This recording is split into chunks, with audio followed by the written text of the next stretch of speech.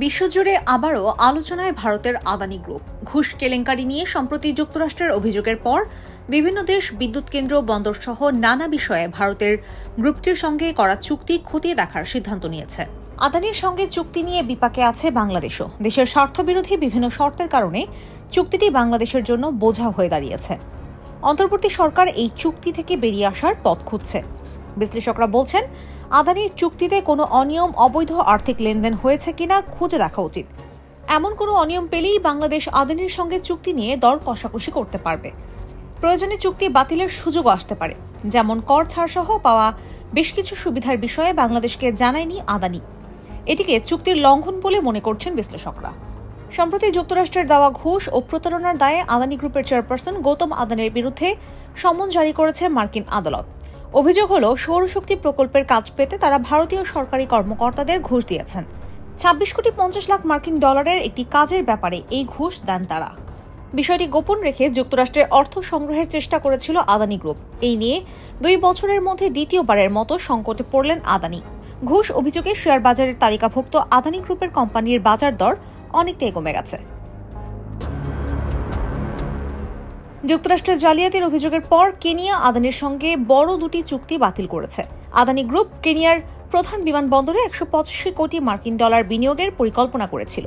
ঘুষ জালিয়াতির অভিযোগের পর শ্রীলঙ্কাও আদানি গ্রুপের সঙ্গে বিদ্যুৎ চুক্তি খতিয়ে দেখার সিদ্ধান্ত নিয়েছে। দেশটির নতুন সরকার আগের সরকারের সময় চূড়ান্ত করা আদানি গ্রিন এনার্জির মান্নার এবং পুনর্ইয়নের বায়ু বিদ্যুৎ প্রকল্প পুনর্বিবেচনা করছে। 2015 সালে ভারতের প্রধানমন্ত্রী নরেন্দ্র মোদী বাংলাদেশ সফরের সময় তার ঘনিষ্ঠ 2 ব্যবসায়ী রিলায়েন্স ও আদানির জন্য বিদ্যুৎ ব্যবসার বিষয়ে তৎকালীন প্রধানমন্ত্রী শেখ হাসিনার সঙ্গে আলোচনা করেন।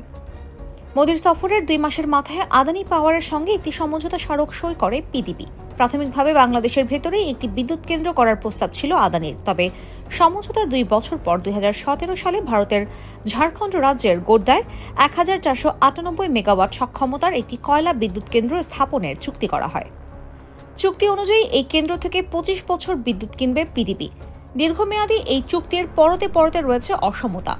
চুক্তিতে এমন অনেক শর্ত আছে যেগুলোর কারণে 25 বছরে বাংলাদেশ থেকে প্রায় 3,75,000 কোটি টাকা বাড়তি নিয়ে যাবে আদানি। চুক্তি অনুযায়ী বাংলাদেশ 3 মাস অন্তর কত বিদ্যুৎ নেবে তা আগেই ঘোষণা করতে হবে। যদি বাংলাদেশ এর চেয়ে কম বিদ্যুৎ নেয় তাহলেও ঘোষিত পরিমাণের সমান দাম পরিশোধ করতে হবে। অথচ বাংলাদেশে যেসব বেসরকারি বিদ্যুৎ কেন্দ্র রয়েছে সেগুলোর সঙ্গে এমন কোনো শর্ত নেই।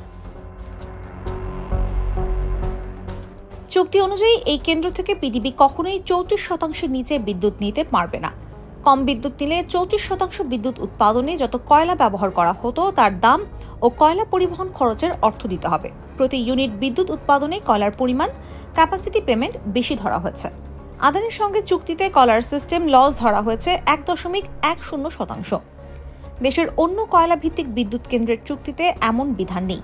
দেরিতে বিল পরিশোধের জন্য বছরে 15% সুদ ধরা আছে আদানির চুক্তিতে, যা পায়রায় নেই।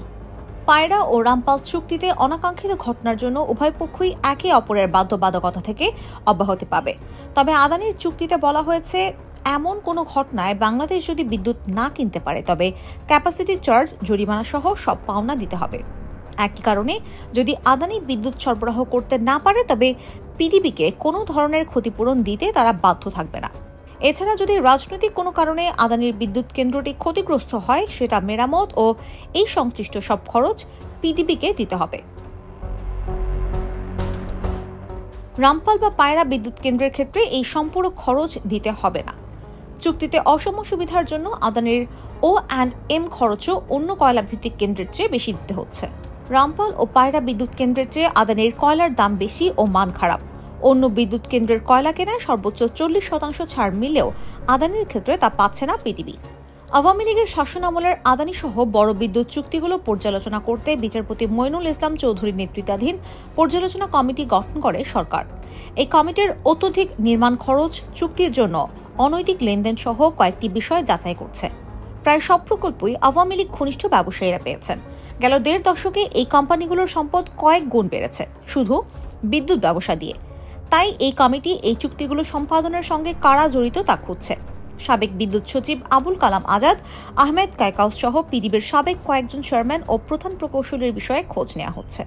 চুক্তি পর্যালোচনায় আন্তর্জাতিক মানের আইন ও তদন্তকারী সংস্থাকে যুক্ত করার সুপারিশ করেছে কমিটি, যা আন্তর্জাতিক সালিসি আইন ও কার্যধারার সঙ্গে সামঞ্জস্য রেখে চুক্তি পুনর্বিবেচনা বা বাতিল করা যায়।